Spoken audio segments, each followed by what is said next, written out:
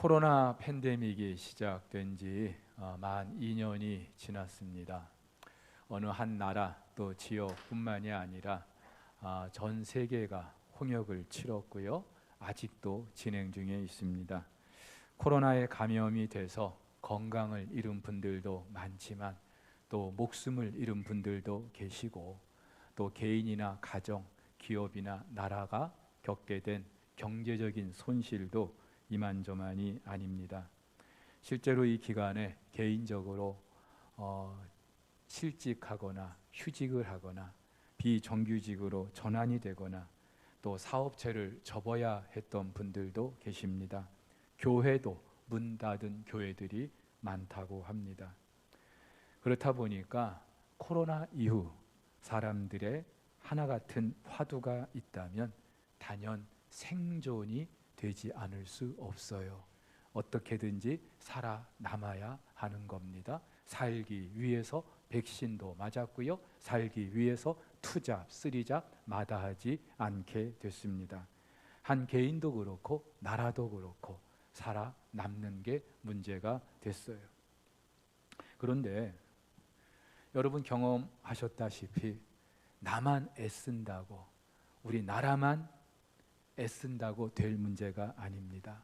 아무리 대비를 했어도 코로나 감염됐고요.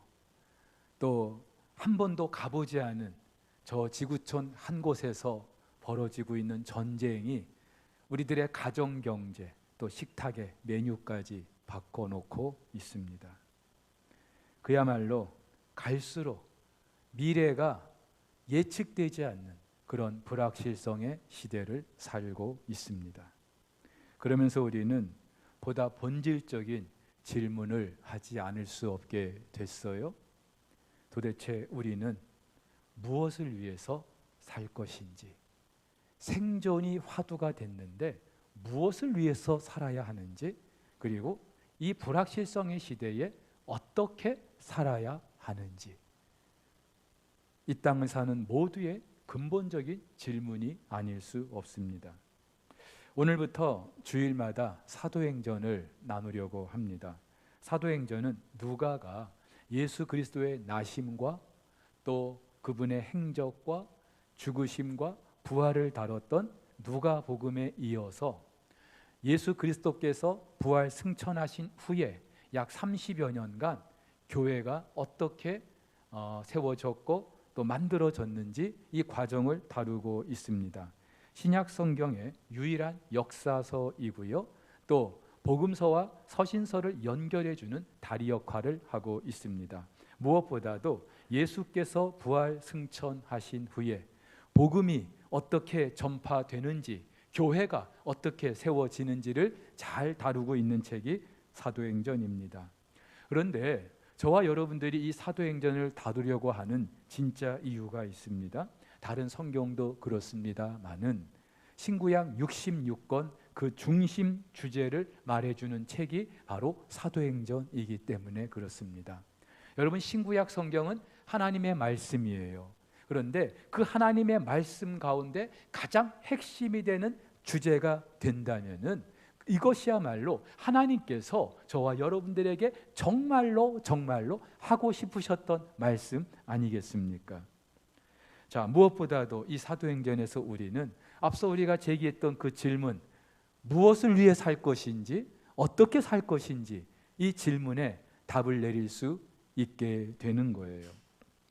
근데 여러분, 사실 이 질문이 그렇게 새삼스러운 건 아니죠. 굳이 전문가가 아니라 해도 코로나 이후의 삶이 코로나 이전과 같을 수 없다는 것이 자명한 사실로 드러났습니다.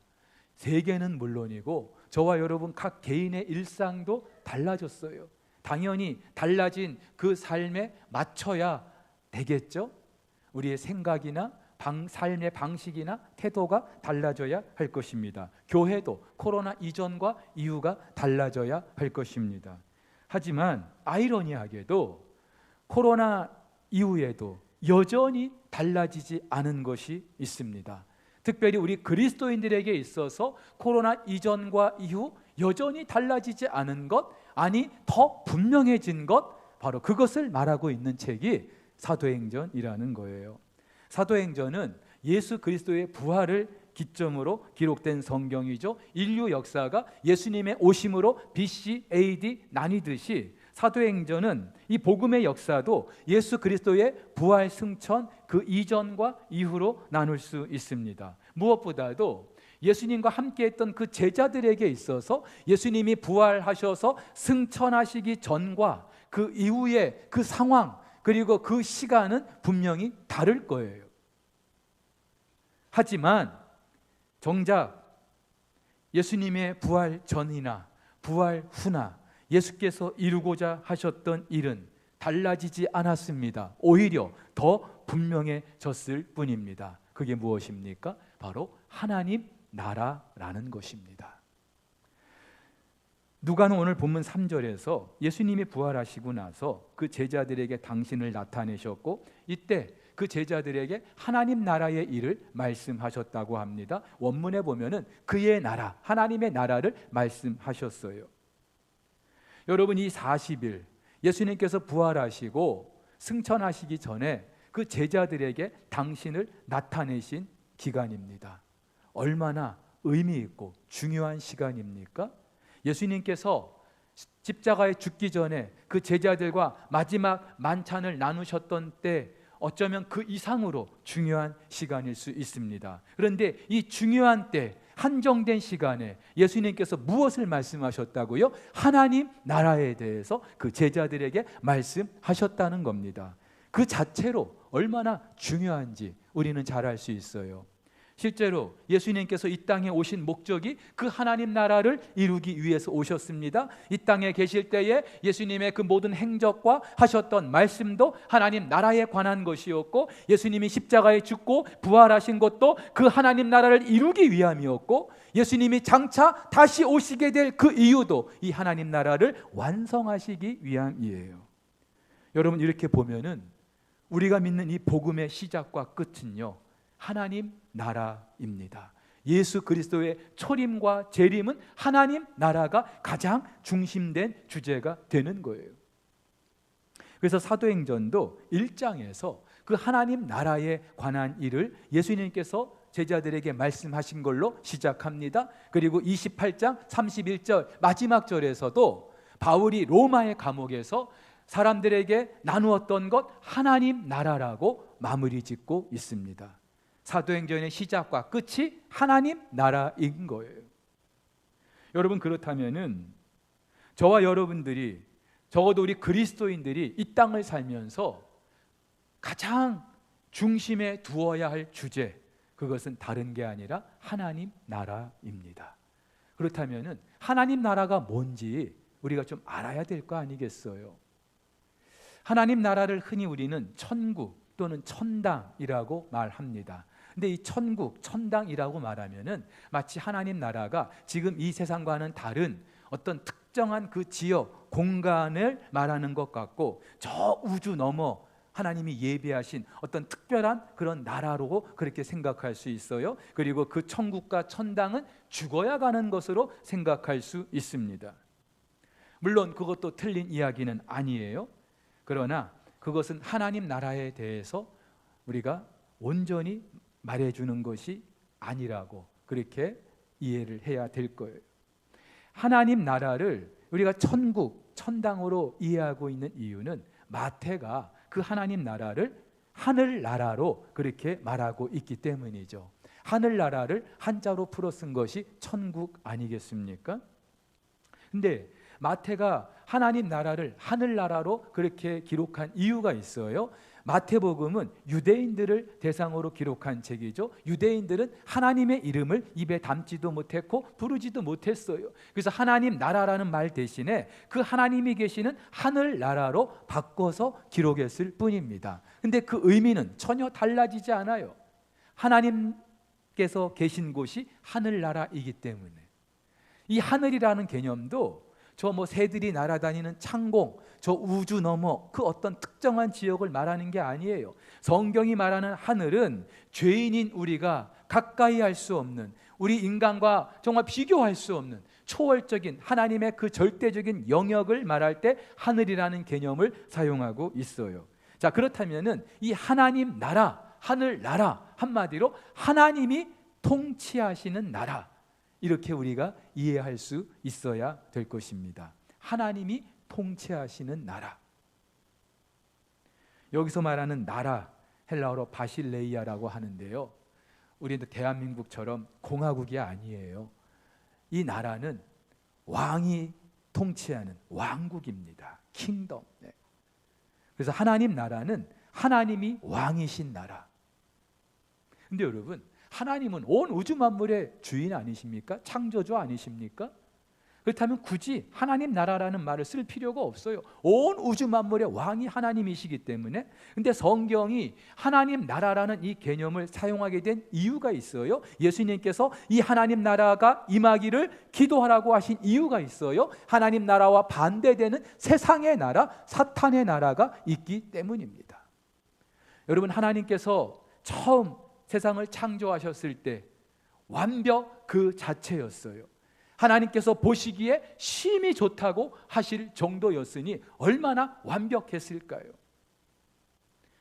자, 이때 시작된 나라, 바로 우리가 오늘 이 설교 시간에 하나님 나라에 대한 개념을 5가지 여러분과 나누게 될 텐데, 창조와 함께 하나님께서 우리에게 허락하신 그 나라, 시작된 하나님 나라라고 말씀드릴 수 있어요. 아담과 하와가 그 에덴에 거할 때 그들은요, 그 어느 것 하나 부족한 게 없었어요. 결핍이라는 게 없었어요. 생명도, 건강도, 지혜도, 지식도, 물질도 그 어느 것 하나 결핍된 것이 없었어요. 왜냐하면 무한하신 그 하나님의 자원으로 그들이 살았기 때문입니다. 그래서 그 하나님이 함께 하시는 그 삶을 일컬어서 성경은 종종 시냇가에 심은 나무로 비유하죠. 더위나 가뭄이 들어도 걱정이 없는, 결실이 그치지 않는 그러한 상태, 시냇가에 심겨진 나무와 같은 삶으로 말하는데, 그것이 바로 하나님 나라예요. 근데 여러분, 그렇다고 해서 그 하나님 나라 단지 먹고 마시는 것만 무한하고 풍성하다는 게 아니에요.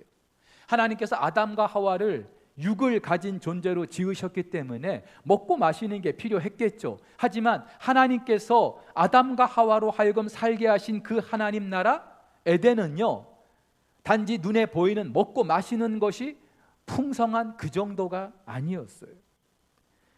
바울은 이 하나님 나라에 대해서 이렇게 말합니다. 하나님 나라는 먹는 것과 마시는 것이 아니요 오직 성령 안에 있는 의와 평강과 실학이라. 하나님 나라는 먹는 것과 마시는 것에 국한된, 우리는 어떻게 해서든지 이 땅에서 먹고 마시는 것이 많아야 그것이 좋은 나라, 행복한 나라, 살기 좋은 나라, 그렇게 생각합니다마는 하나님 나라는 그 정도가 아니에요.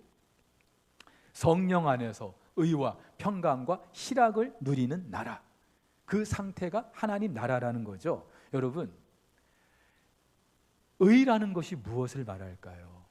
의는 한마디로 하나님이 받아주시는 그 상태, 죄인인 우리가 하나님께 가까이 나아갈 수 있는 그 상태. 에덴에서는요, 죄가 없었기 때문에 한마디로 하나님이 지으신 아담과 하와가 하나님과 늘 동행할 수 있었어요. 하나님께 그들이 늘 받아들여졌어요. 근데 그 의의 결과가 무엇입니까? 평강과 실학이라는 거예요. 그리고 이것이 바로 행복이죠. 여러분, 우리는 돈 때문에, 건강 때문에 힘들고, 그래서 돈 좀 많으면 행복할 것 같이 생각합니다마는 궁극적인 행복은 우리 마음에 평강과 실학이 있을 때인 거죠. 이게 샬롬이고, 이것을 완벽하게 누렸던 때가 바로 에덴에서였습니다. 근데 안타깝게 사탄이 아담과 하와로 하여금 죄를 범하게 하죠. 그 죄 때문에 하나님과의 관계가 끊어져요. 그러면서 하나님의 나라도 무너지게 됩니다. 시작된 하나님 나라가 인간의 죄로 말미암아 무너지게 된 거예요. 근데 여러분, 하나님 나라가 무너졌다는 말은 하나님과의 그 관계가 끊어졌다는 말이죠. 다시 말해서 무한하신 하나님으로부터 공급받는 그 통로가 끊어진 거예요. 그렇기 때문에 인간들은요, 이제 자기들이 가진 것만 가지고 살아가야 하는 그런 유한한 존재가 된 거예요. 결핍이 일상이 된 거예요. 생명의 결핍, 건강의 결핍, 시간의 결핍, 온갖 결핍을 경험할 수밖에 없게 된 거예요. 그런데 이 결핍의 가장 치명적인 그런 결과가 무엇입니까? 지금 저와 여러분들이 겪고 있는 온갖 고난과 불행이라는 거예요. 우리는 돈이 없어서 내가 이렇게 불행해, 몸이 건강하지 못해서 내가 이렇게 힘들어, 그 어떤 외적인 것을, 현상적인 것을 탓하고 있습니다마는 사실은요, 하나님과의 관계가 끊어졌기 때문에, 그 하나님으로부터 더 이상 우리가 공급받을 수 있는 것이 없기 때문에 우리 인생은 늘 결핍 가운데 살 수밖에 없는 것이고, 이것이 모든 인간 세상에 불행과 고통을 가져다 준 거예요. 그런데 이것이 바로 사탄이 계획하는 것이고, 사탄이 통치하는, 사탄이 지배하는 나라에서 겪을 수밖에 없는 치명적인 일들이에요. 여러분, 사탄이 아담과 하와를 유혹할 때 뭔가 대단한 것이 있을 것으로 아담과 하와를 유혹했어요. 너희들이 저 선악을 알게 하는 나무의 열매를 먹으면 너희 눈이 밝아지고 너희가 하나님처럼 될 거야, 대단한 존재가 될 거야, 그렇게 접근했습니다마는 그 결과는 너무나 치명적인 것이었어요. 에덴에서 쫓겨나게 됐어요. 하나님과의 관계가 끊어지게 됐어요. 무한한 하나님의 공급하심을 더 이상 경험할 수 없게 된 거예요. 그래서 요한복음에서 예수님이 이렇게 말씀하시죠. 도둑이 오는 것은 도둑질하고 죽이고 멸망시키려는 것뿐이라고요. 이 도둑은 사탄을 말해요. 근데 사탄이 저와 여러분들에게 죄를 짓게 해서 궁극적으로 취하고자 하는 것은 우리의 것을 빼앗는 거예요. 죽이는 거예요. 우리를 파멸에 이르게 하는 거예요. 여러분, 모든 죄가 그렇습니다. 단적으로 여러분, 술만 해도 그래요. 술 자체가 죄는 아닙니다만은 사람들이 술을 마심으로써 결국은 죄를 범하게 돼요. 그런데 그 죄라는 것이 우리의 시간을 빼앗고, 건강을 빼앗고, 돈을 빼앗고, 관계를 빼앗고, 가정도 무너뜨리고, 결국 그 죄 때문에 죽게 하고요, 그 죄 때문에 파멸에 이르게 하는 거예요. 이것이 사탄이 노리는 것이죠. 삼성의 창업자였던 고 이병철 회장이 죽기 전에 24가지 질문을 남겼어요. 근데 그 질문이 굉장히 종교적이고 또는 철학적이고 심오하고 인생을 꿰뚫어 보는 듯한 그런 질문이에요. 근데 그 질문 중에 5번째가 이겁니다. 신이 인간을 사랑했다면 왜 고통과 불행과 죽음을 주었는가? 그렇죠. 하나님이 계시다면, 그 하나님이 세상을 그처럼 사랑하신다면 왜 인간 세상에 이렇듯 말도 안 되는 고통과 불행과 죽음을 주었는가? 이게 이병철 회장의 질문이었어요. 좋아요. 이런 질문 안 하는 것보다는 하는 게 낫죠. 그런데 안타까운 것은 질문을 했으면 답을 알아야죠. 그런데 이병철 회장은 이 질문만 던져놓고 답을 모른 채 죽었어요. 이런 거예요. 대학 입학 학력고사에 수학 능력 시험을 치르게 되는데 미리 사전에 시험지를 내가 손에 넣게 됐어요. 야, 대단한 일 아닙니까? 이제 이번 시험은 올백. 예? 그런데 중요한 거는 시험지는 손에 넣는데 답을 알아야죠. 답을 모른 채 문제만 미리 알고 수험장에 들어가면 무슨 소용이 있겠어요? 근데 안타깝게도 그렇게 사는 인생들이 많다는 거예요. 인간 세상에 왜 이런 불행과 고통과 죽음이 주어졌는지 질문은 던질 수 있는데 그 답을 몰라요. 근데 우리는 분명히 알고 있어요. 왜요? 인간의 죄 때문이에요. 다시 말해서 사탄의 그런 지배 아래 살게 됐기 때문입니다. 더 분명히 말씀드리면 죄로 말미암아 하나님과의 관계가 끊어지고 더 이상 하나님으로부터 누리게 되는 그 생명과 그 놀라운 은혜를 경험할 수 없기 때문이죠. 아들 녀석이 작년에 복학을 하면서 자취를 시작하게 됐습니다. 그 또래 아이들이 그렇듯이 혼자 사는 것이 로망이었겠죠. 아마 큰 기대가 있었을 것입니다. 그런데 1년이 지난 지금 아마 말은 안 해도 죽을 맛이라고 생각하고 있을 거예요. 왜냐하면 엄마랑 같이 있을 때는 엄마가 해주는 밥 먹고 빨래 엄마가 다 해주고 자기는 자기 몸만 챙겨가지고 학교에 가면 되는데 이제는 밥도 지가 해야 되고 빨래도 지가 해야 되고 청소도 자기가 해야 되고 하루는 아침에 볶음밥을 해가지고 사진을 이렇게 올렸더라고요. 그래서 그 밑에다가 엄마가 해주는 밥이 최고예요. 집 떠나면 고생인 거예요. 마찬가지로 하나님을 떠난 인생이 그런 거예요. 고생 정도가 아니고요. 죽음이에요. 파멸이에요. 자, 그런데 하나님께서는 당신의 형상대로 지은 사람들이 이런 고통과 불행 가운데 살기를 원치 않으셨어요.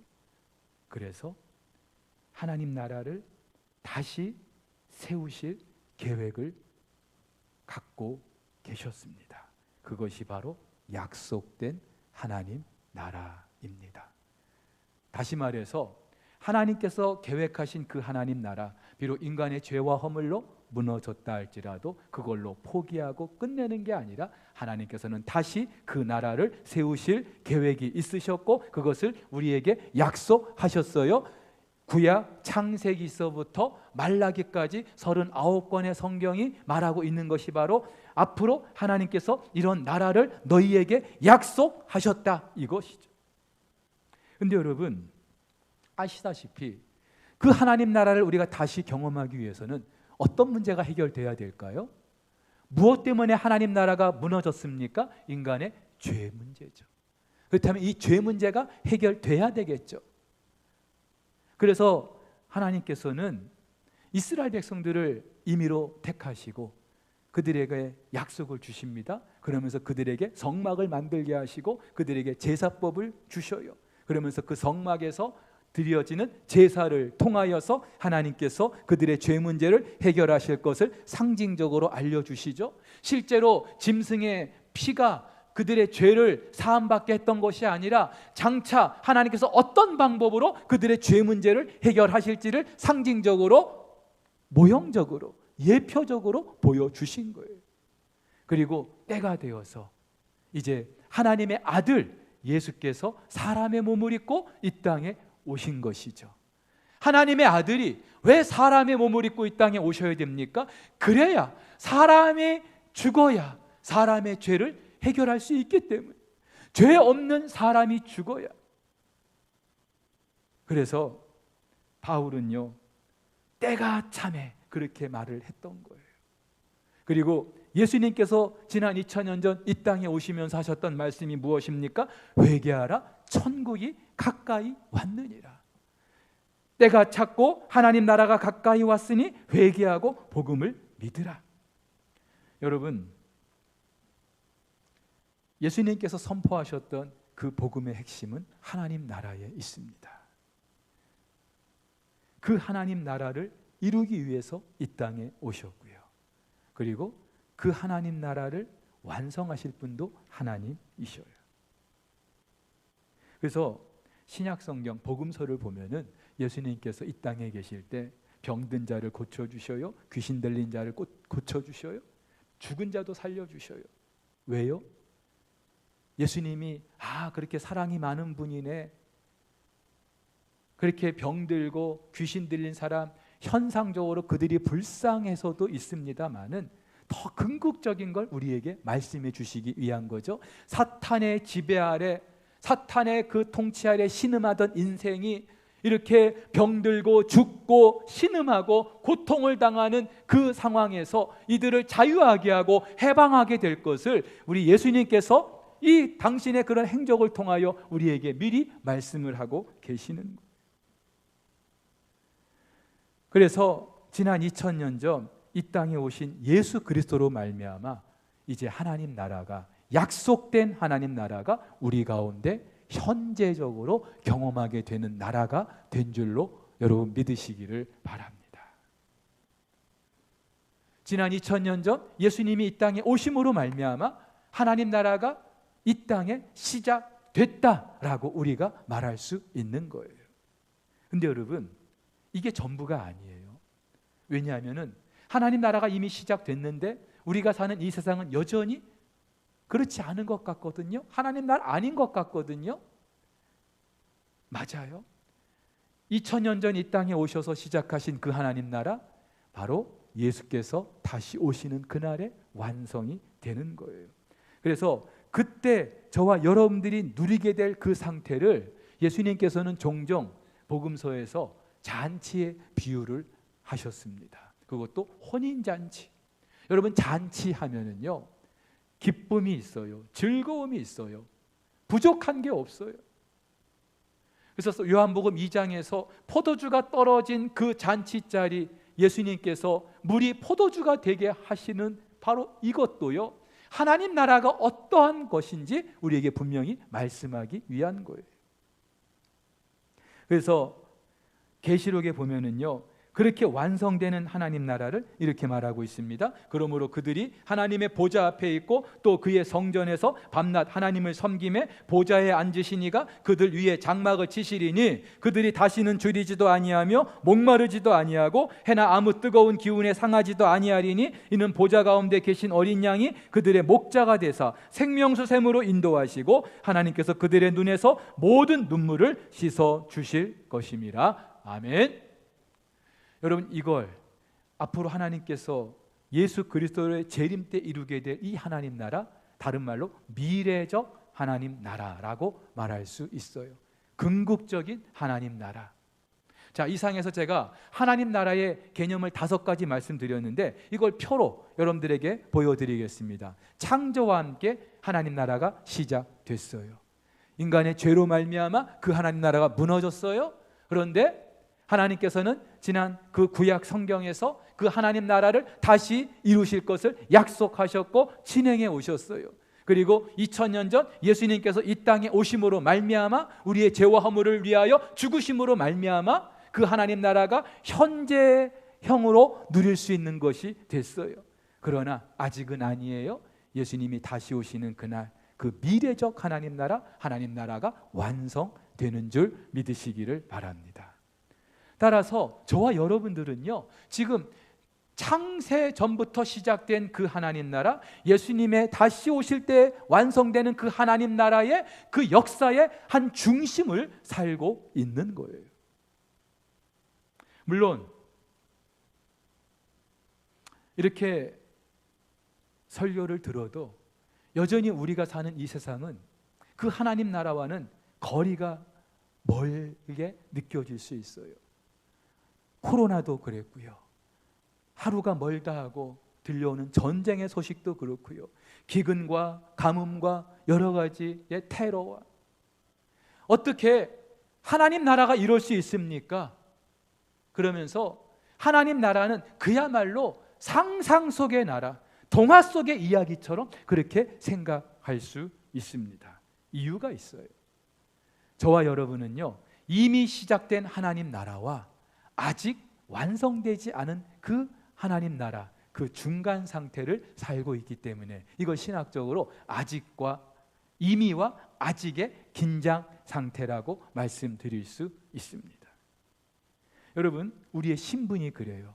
저와 여러분들은 이미 예수 그리스도의 십자가 보혈로 의인이 된 줄 믿으시기를 바랍니다. 근데 여러분들 지금 아멘을 못 하시는 이유, 왜냐하면은 성경은 그렇게 말하는 것 같은데 내 삶의 현실을 보면은 나는 의인이 아닌 것 같거든요. 여전히 내 말하는 거나 생각하는 거나 행동하는 걸 보면은 죄로 얼룩져 있거든요. 우리의 수준은 여전히 그대로이거든요. 여러분, 이게 바로 이미와 아직의 긴장을 살고 있는 저와 여러분들의 실정인 거예요. 2000년 전에 십자가 위에서 예수 그리스도께서 사탄의 모든 권세를 꺾으셨어요. 어떤 신학자는 사탄의 척추가 부러졌다고 말하고 있습니다.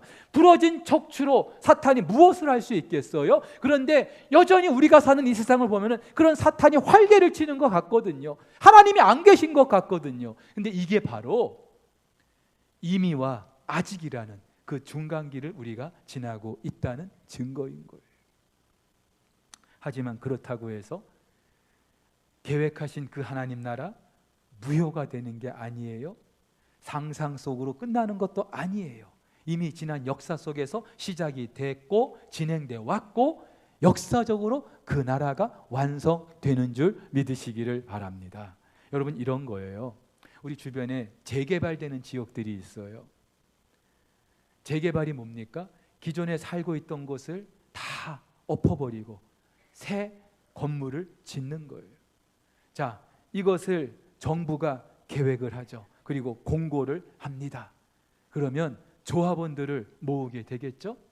그 새 아파트를 지을 건축사를 선정하겠죠. 그러면 이곳에 어떤 아파트가 세워질지 멋진 조감도가 나오게 될 것입니다. 그리고 이 아파트에서 살 사람들 분양권을 이제 팔겠죠. 분양권을 얻은 사람들은 어떻게 해요? 계약을 하고 나서 중도금을 치르고 마지막 잔금을 치르고 입주를 하게 될 겁니다. 저는요, 하나님 나라가 마치 이 재개발과 거의 비슷하지 않을까 싶습니다. 창세 전에 하나님이 계획하셨어요. 사탄이 지배하는 이 세상 나라를 엎어버리시고 당신이 나라로 만드실 것을 계획하셨어요. 그리고 그 조감도도 성경을 통해서 우리에게 보여주셨어요.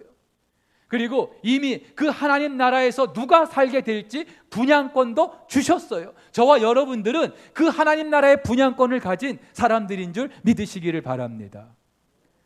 아멘을 못 하시는데, 여러분, 세상에 아파트 분양권 없어도요, 하나님 나라 분양권 가지신 줄 믿으시기를 바랍니다. 근데 세상 나라의 그 분양권은 때 되면 돈 내야 되잖아요. 계약금 주고 중도금 치르고 잔금 치러야 들어가 살 수 있잖아요. 그런데 하나님 나라는 내가 낼 게 아무것도 없어요. 하나님의 아들 예수께서 그 모든 값을 다 치러주셨어요. 여러분, 주변의 아파트들 보세요. 기존에 있던 집들 다 허물고 아파트들을 이렇게 세워가는데 하루가 다르게 쑥쑥 올라가고 있습니다. 그런 아파트를 보면서 내가 들어가 살게 될 집이 이제 멀지 않았구나. 근데 하나님 나라는 우리 눈에 안 보이거든요. 눈에 보이지 않기 때문에 도대체 하나님 나라가 시작됐는지 진행되고 있는지 완성될 것인지 우리가 모르고 있는 거예요. 하지만 여러분, 이걸 믿는 것이 바로 우리 그리스도인의 믿음인 거예요. 믿음은 다른 게 아니에요. 저와 여러분들에게 허락하신 그 하나님 나라가 시작됐고 진행되고 있고 그것이 완성될 것을 믿는 이 믿음. 새 아파트에 들어갈 사람들 어떻게 살아요? 비록 단칸방에 살아도, 월세 주고 살아도 내가 이제 때가 되면은 새 아파트에 들어가 살게 된다는 그런 기대와 희망이 있기 때문에 하루하루를 견디는 거예요. 모든 삶의 목표가 그 새 아파트에 있는 거예요. 마찬가지로 저와 여러분들, 이 땅을 사는 우리 그리스도인들의 하나 같은 삶의 목표도 그 하나님 나라가 돼야 되는 줄로 믿습니다. 근데 안타깝게도 많은 그리스도인들이 여전히 이 땅의 것에 집착하고 있어요. 이 땅에서 승부하려고 합니다. 예수님의 제자들도 그랬어요. 40일 동안 승천하시기 전에 부활하신 모습으로 그 제자들에게 하나님 나라의 일을 말씀하셨는데도 오늘 승천하기 전에 제자들이 예수님께 묻는다는 게 무엇입니까? 주께서 이스라엘 나라를 회복하심이 이때니까. 이스라엘, 하나님 나라를 말씀하셨는데 이스라엘이라는 특정한 나라를 언급하고 있어요. 회복하다라고 하는 이 동사도요, 정치적인, 민족적인 그런 회복을 의미하는 단어예요. 이때, 지금 당장 현세적인 그런 때를 자기들이 기다리고 있는 거예요. 그래서 칼빈은 이 제자들의 질문은 단어 하나하나마다 다 잘못됐다, 그렇게 지적하고 있습니다. 여러분, 우리도 마찬가지예요. 그 하나님 나라가 눈에 안 보이니까. 그리고 예수를 믿는다는 것, 이 세상에서 복 받는다는 게 그저 눈에 보이는 이 땅에서 승부를 내야 하는 것으로 생각하기 때문에 하나님 나라가 더 이상 우리의 목표가 되지 않는 거예요. 이 땅에서 어떻게든지 잘 먹고 잘 살고 성공하고 출세하는 이것이 저와 여러분들의 삶의 목표가 됐다 이 말이에요. 여러분, 그렇다면은 우리 그리스도인이 세상 사람과 다르다고 하는 게 뭐가 있습니까? 우리가 궁극적으로 바라는 것이 저들과 똑같다면은 우리가 무엇을 가지고 그리스도인이라고 말할 수 있겠습니까? 여러분, 이전에도 그랬지만은 코로나 때문에 더 확실해진 게 있어요. 세상은요, 내 생각대로, 내 기대대로 그렇게 진행되지 않는다는 거예요. 내가 아무리 계획을 세우고 또 기대를 한다 할지라도 세상은 그렇게 진행되지 않는다는 거예요. 이번에 코로나만 해도 그렇잖아요. 누가 코로나가 올지 알았겠어요? 그것도 2년씩이나 우리의 삶을 완전히 바꿔놓을 것이라고 누가 생각이나 했겠어요? 그럼 우리 어떻게 살아야 돼요? 달라지는, 변화되는 그 세상에 맞춰야 돼요. 코로나 이전과 이후를 다르게 살아야 되는 이유도 이전과 이유가 다르기 때문에, 더 이상 이전의 방식을 고집했다가는 살아남을 수 없기 때문에. 근데 여러분, 이 세상을 주관하시는 분은 우리 하나님이셔요. 그리고 그 하나님은 어제나 오늘이나 내일이나 변함없이 하나 같은 당신의 계획을 가지고 계셔요. 그렇다면 당장 우리 눈에 달라지는 것들이 있다 할지라도 변함이 없는, 그리고 여전히 지금도 이루어 가시는 그 하나님 나라에 저와 여러분들의 모든 삶의 코드가, 목표가 맞춰져야 될 줄로 믿습니다. 예수님께서 이렇게 말씀하셨어요. 그러므로 염려하여 이르기를 무엇을 먹을까, 무엇을 마실까, 무엇을 입을까 하지 말라. 이는 다 이방인들이 구하는 것이라. 이방인들 누구예요? 하나님 나라와 상관이 없는 사람들, 이 세상 나라가 전부인 사람들. 그런데 너희 하늘 아버지께서 이 모든 것이 너희에게 있어야 될 줄 아시느니라. 그런즉 너희는 먼저 그 나라와 그 의를 구하라. 하나님 나라를 구하라고요. 그 하나님 나라를 위해 살라고요. 그래서 어떤 분은 그렇게 말씀하셔요.